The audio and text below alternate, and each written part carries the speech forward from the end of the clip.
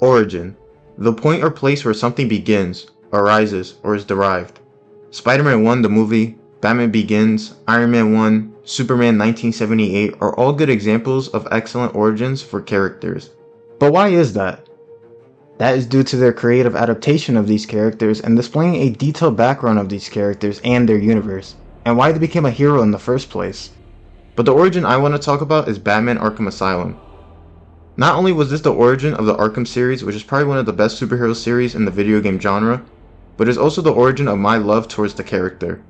Games like SmackDown vs. Raw 2010, Assassin's Creed 2, X-Men Origins Wolverine, Minecraft, Left 4 Dead 2, Call of Duty Modern Warfare 2 were out. But none of those games hit me like Batman Arkham Asylum did for me back in 2009. At one point this was my favorite game to play, but also my favorite video game of all time. Don't get me wrong, these games were all great and fantastic games, but Batman Arkham Asylum did more for me than any of those games that I just mentioned. It made me enjoy Batman as a character and his characters and his universe. Made me want to go out and buy a comic book to read it. Made me want to get more superhero games. Made me fall in love with animated shows like the 90s Spider-Man, Spectacular Spider-Man, but more importantly, it made me find my favorite superhero. That is what this game did for me when I was 8 years old. I love how Batman is surrounded by these godlike characters, yet he can go toe-to-toe with them all. I love his rogue gallery, and how they all have an interpretation into Batman's life. Joker showing Batman what happens if we all had that one bad day. Two-Face showing how good can be corrupted by evil if that evil is strong enough, and trying to blend both personalities instead of having them clash consistently. Mr. Freeze, how far will someone go to complete their mission? I love how he overcomes impossible odds. I love the story that he tells. 8-year-old me when I slapped this game into my Xbox was lost in the world of Batman. But now I want to see after 14 years later if this game still hits the same way it did for me as a child. I want to dive deep into all aspects that contribute towards the game for me. I want to elaborate on things that I enjoy and disliked. But more importantly, I want to finally answer the question that I always had. Is Batman Arkham Asylum really that good? I'll never let you win. Never.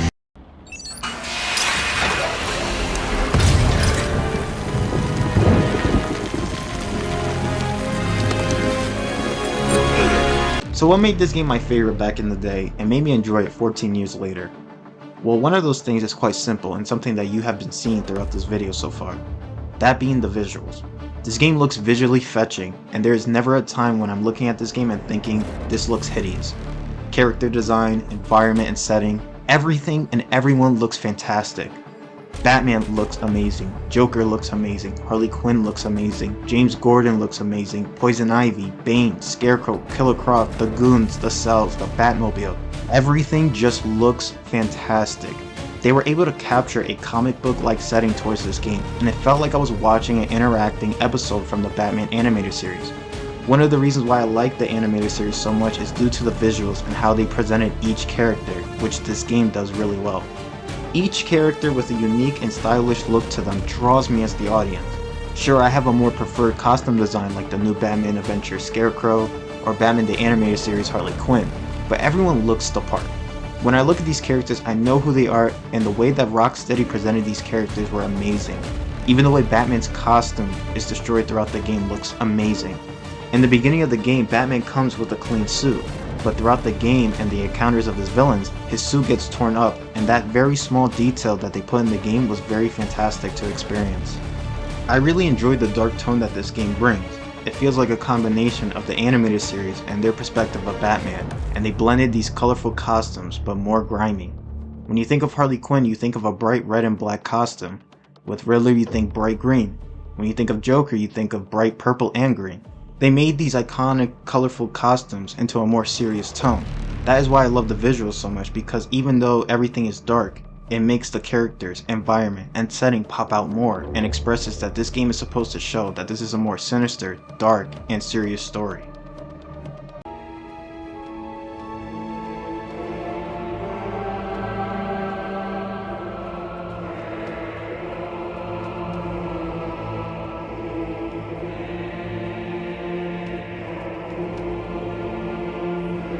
But it isn't just visually that this game looks fantastic, but also audibly as well.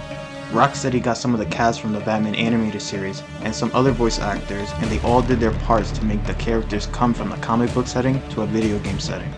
When it comes to superhero game voice acting, there are times that it's okay but not the greatest. Well, don't just stand there. Go, get my picture. Oh, Pete, this job is so mine. Come by next week. I'll be happy to show you my new office. Really bad. Where's Cage and his search party? The civilian volunteers! Pretty redhead, arm in a cast! You are no help! But this game doesn't fall in any of those departments. I feel the emotion, their attitude, their concern, and I never dread having to hear a specific character ever in this game. Kevin Conroy did an amazing job capturing the dark, brooding Batman. Warden, something's not right. I'm going with him. You have one chance to surrender, Quinn. There's no escape, Joker. I will find you. Mark Hamill captured a very psychotic and the dark humor of the Joker. Having a little trouble up there? Joker. You were expecting maybe Two-Face? You had to spoil everything, didn't you?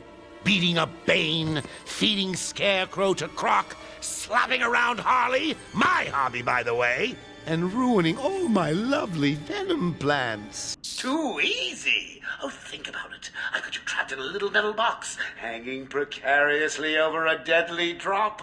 What say I just blow the emergency brakes and drop you like a sack of puppies? Say goodnight, bats. Boom! Only kidding. Arlene Sorkin captured a loving and humorous Harley Quinn. Can you hear me? Is this thing on? Oh, hiya, B-Man. Harley Quinn here. How do you like my new uniform? Pretty hot, huh? Poor Dr. Young. Still, you know how Mr. J hates a squealer. Talking about squealers. Somebody help me! That old loony actually thinks he runs this place. Talk about crazy. Well, best places to go. Get it, boys. If he gets up, knock him down, but not too rough. Mr. J needs him at the party. Steve Bloom captured a terrifying version of the Killer Croc. I've got your scent, Batman. I will hunt you down. My caves will be your tomb. Danny Jacob captured a terrifying and psychotic version of Victor Zsasz. Stay where you are, Batman. Listen to me carefully. I see anything that looks even a little bit like a bat, and this guard dies. Do you hear me? Just to name a few. For me, there are specific voices that matches a specific character when it comes to any source of media, like shows or movies, like Josh Keaton as Spider-Man or Steve Bloom as the Wolverine, due to their outstanding performance and making me believe those are their definitive voices. But in this game it was different. No one sounded like they weren't their character, and no one sounded like their voices didn't match that specific character. I didn't mind that John Clover from the Batman animated series wasn't the Riddler, or Jeffrey Combs from the new Batman Adventures wasn't the Scarecrow. Everyone sounded like they were their character, and everyone made their performance so believable. And speaking of audio, the soundtrack is great as well. The soundtrack is so amazing and it fits the atmosphere of the game a lot. I actually had to look up the soundtrack for some songs because the music blended in so effectively. Like it captured the setting I was in so well and made me lost in my thoughts due to how mellow and atmospheric the song was. The classic tone of the music captures not only the atmosphere, but the characters as well. There are times it has a nice bass to it and feels powerful, which Batman is. Sometimes it has a more horror scheme to it, which makes sense because Killer Croc is a gigantic crocodile and Scarecrow brings out your worst fears. Also, you are in an asylum with Gotham's most dangerous people. The music captures people and setting to the point that everything just mixes perfectly. Sometimes the music is dramatic or mellow, but I love it all because it makes me feel Batman's world of sometimes it being calm, sometimes it being dramatic or serious. Oh, goody! Come on, Mr. J, we're ready! I've waited a long time for this, Bats. Let's start the party with a bang. Now the game sounds and looks pretty, but is there anything in the game that I enjoy? Yes, that being the story itself. The story is very basic. Batman captures the Joker, Joker escapes and takes over the asylum, and Batman has to regain control over the asylum. Very basic, typical Batman story. Yet it is the way that this game presents it that is very impacting. When the game starts, you see the asylum controlled by the police, how structured and organized it is. But through the game, you see the chaos and the changes that Joker has made. Everything is changed and the roles are now in reverse. It is now you and the GCPD that are considered the criminals. You are the outcast. You are the one that is trapped. You are no longer the authority, but instead the one the authority doesn't accept. And the thing that I love that they capture in this game is that feeling of, is Batman going to win? While playing, you see the odds that are against Batman, and you are wondering, how am I going to overcome them? How am I going to take back the asylum and defeat all these goons and supervillains that are all in this one location all by myself? Superhero shows or games or movies will the hero win this time? And it's very cliche, and there are times that they do it well, but there are other times that it's only a matter of when, not if. This game captures that isolation and overcoming the odds well, that you are actually questioning yourself, wondering, can I actually win this time? And the reasoning behind this is due to the game's pacing. You slowly seeing the changes of the asylum, you having to save multiple guards and allies, you doing a ridiculous amount of tasks. The story elaborates the life of Batman and makes you feel like it's literally me against everyone else. It captures that against the world vibe. I can no longer walk down a path to open a door to the next location. Instead I have to go through vents and sewers just to pass one location. The story makes you feel like you're living the life of a superhero, where even the simplest things are now the most difficult to complete. You want to go to the top floor and take the elevator? Well, you can't because it's destroyed, so now you have to parkour your way up. Want to go into a building? Well, you can't because goons have locked you out, so now you have to go through a vent to get into the building. I love how the story plays out, and how it places you into Batman's world of overcoming odds, completing difficult tasks, and making you think on your feet and finding a solution to even the simplest task. Stop! Stop it! Keep away from me!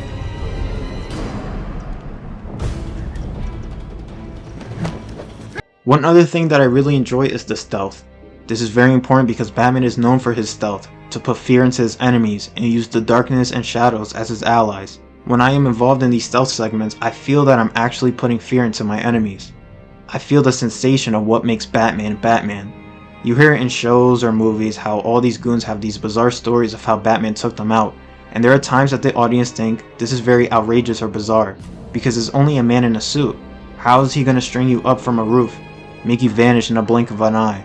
But now these stories are more believable due to how the stealth works in this game. By using your gadgets and your environment and slowly picking one enemy off, you get to see the fear that consumes them, and you get to make these stories believable. At first the goons are normal and they are not nervous, but as you start your attack, you can slowly see them getting nervous, putting their guard up. Eventually, when there's only a couple of goons left, you start to see them getting terrified to the point where they are consistently looking behind them, getting scared of my presence, and randomly shooting because they are that terrified. I love these stealth segments, and they really capture that dark and brooding tone Batman has. Again, we see in shows and movies enemies being scared of Batman, so being able to do it yourself is very cool to see and enhances that dark tone that they really have shown throughout this game. I just wanted to bring down your grim facade and for once let you see the world as I see it.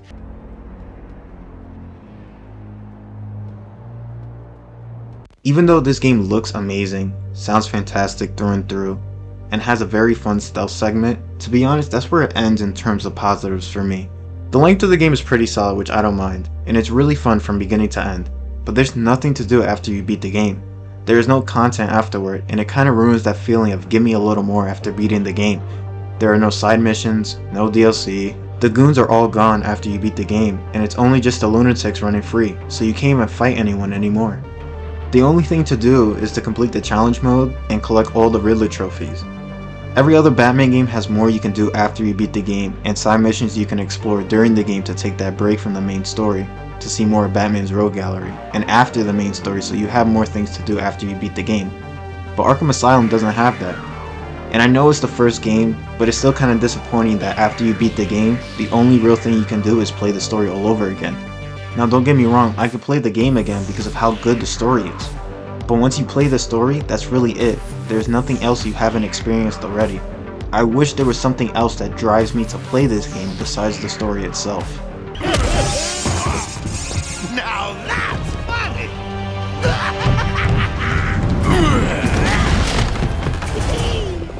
Hysterical! But you still spoil my fun, and for that, I'll paint Arkham with your blood. Even though Batman has probably one of the best villains in comic books, the way that they are displayed throughout this game isn't done justice. Not presentation wise, but action wise. When you think of Batman vs. Bane, you think of a fight to the death and very physical. When you think of Batman vs. Joker or Batman vs. Scarecrow, you think of a psychological warfare that displays how dark their minds can be. But in this game, all the boss fights are very lackluster and boring. Banes, Poison Ivies, the Titan Henchman, and Killer Croc all have you throwing a battering at them for your main source of impact. When you fight a Titan Henchman or Bane, you throw a battering at them right before they start running, so you can daze them, which throws them off their course, and then you can apply damage to them. When you fight Poison Ivy, you throw a battering at her, which applies a little bit of damage, but then when the plant opens its mouth up, that's when you're able to apply the most damage towards her. When fighting Killer Croc, you throw a battering at his collar, sending an electric charge throughout his body. When you fight Joker and Harley Quinn, you don't actually fight them, you basically fight a wave of enemies. When it comes to Harley Quinn, that's really it. You don't actually fight her, you just fight goons. That's her boss fight. When it comes to Joker, you do this until you interact with him by pulling him down using your bat claw, hitting him a few times, running away from his attacks, rinse and repeat. And all the Scarecrow boss fights have you hiding from his beams until you reach the bat signal. These boss fights are not fun and they're really boring, and they don't actually have the bosses involved. Sure, they are presented, but to be honest, it feels like they're just there for show than actually posing as a difference maker, which a supervillain should accomplish. I want to fight the supervillains themselves. I want to feel the difference maker between fighting the goons and fighting a supervillain and feeling that difference. But instead it feels more like a chore than anything else, and something that I'm not looking forward to. Why'd he open up access to this tunnel in the first place? Busting in the boss again? You've done nothing but whine since we got busted out. Yeah, Joker sends his girlfriend down and tells us to guard the tunnel. We guard the tunnel. Joker tells us to kill the bat. We kill the bat. Joker told me to kill my sister once. Did you do it? Hell yeah! Never liked her anyway. You're cold, man. Funny thing, he said the same to me. I told him I didn't even have a sister. He just kept telling me to do it. So I got in my car and ran over the first bitch I saw. Another thing that I'm not a fan of is the goons. The goons are really boring to say the least, and they are very limiting. There are not a lot of variation when it comes to the goons, and it's just rinse and repeat in terms of who you fight. When it comes to video games, enemies tend to get harder through the game, and you have to think of different ways to defeat these upgraded goons. But in Arkham Asylum, there is no sense of progressive with the goons. From beginning to end, they are all the same. You have your typical goons, goons with pipes, goons with nightsticks, goons with knives, and goons with face paint. Like, there are actually no difference with the goons, and they are all the same with a weapon or not, which makes the game kind of easy. Also, the goons are easy to deal with, not because of the character you are playing, but how they approach you. You would think that the goons are smart enough to know who Batman is, and think of a strategy to defeat him, or at least try to attack him at the same time, but instead it's quite the opposite. They all take turns to hit Batman, and it's kinda goofy to see. I don't feel like they're an actual threat. Instead of trying to attack me in multiple angles, they just walk around me, taking turns hitting me. Now I know the point is to feel more powerful than the goons, and while you become stronger, they stay the same so you can feel even more powerful against them. But I just wish through the game that they made them stronger as well, so that the game doesn't feel like it's always on easy mode from beginning to end. Oh, what an idiot! Should be considered costume and dangerous. Another thing that I'm not a fan of is the combat. I don't mean that I hate that one button is to punch and one button is to counter. I actually enjoy that because I think it's welcoming to all players. But I believe that the combat is very limited and repetitive. In Arkham Asylum, you can go through the whole game with just punching and countering when it comes to goons. There is no sense of having to do anything else like using your gadgets. I mean, you can if you want to style on them, but there isn't much of a point to do so. Sure, you could throw a battering at an opponent so they are knocked down or pushes them back, or pull them with your bat claw, but at the end of the day, you don't have to. Unlike in Arkham City where using your gadgets is viable at certain points. When it comes to Arkham City, if you are feeling overwhelmed by goons, I can use a move that pushes them back, knock down already down enemies, disarm a weapon so it can't be in use anymore, throw a smoke bomb to disorient them, freeze them, shock them so they either go flying or hit another goon by accident. Gadgets matter in Arkham City. They help out and make the combat entertaining from beginning to end. You can still just punch your way through the goons, but due to how the combat works in Arkham City and the difficulty of the goons, there are times that you feel you need to use a gadget. In Arkham Asylum, there is no use to use any of your gadgets whatsoever. I don't need to bat claw or throw a batarang at them. It doesn't achieve anything. In Arkham City, you achieve a knockdown, or space, or one less enemy on you, but you don't achieve anything in Arkham Asylum. Sure, you could throw a goon into another goon or do a special takedown, but that is two things compared to all the other ways you could defeat a goon in the other Arkham games. I enjoy that you're able to use the gadgets, but realistically, they have no use whatsoever. Again, I don't mind how easy the combat is, but it does get repetitive quite fast, and unlike in Arkham City and so forth, you can successfully win your fights without using your gadgets once. I didn't want to mention another game while comparing it to Arkham Asylum, but I felt that this was the easiest way to compare how different the combat works in Arkham Asylum versus the other Arkham games. It's over, Joker.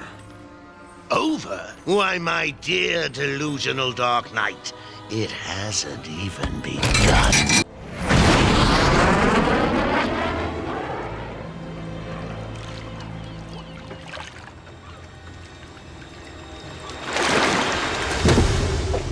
So what do I give Batman Arkham Asylum? I think that the game is a solid 7 out of 10. Visually and audibly, this game is fantastic with no complaints, and has a really fun stealth segment. But there are some mechanics like the lack of extra content, boring combat, and boss fights that drop it a few points. But even with those negatives, I can replay this game over and over again. Not due to being biased, but due to how the game aged. From beginning to end, I enjoy playing this game, and I never hated a specific part. Sure, I have more favorite sections, but this was a great experience. This game is far from perfect, but you know you have a great game when even though there are 3 other Arkham games under your belt with improvements, that Arkham Asylum is still in the conversation of, is this the best in the series? Which one has the best costume design?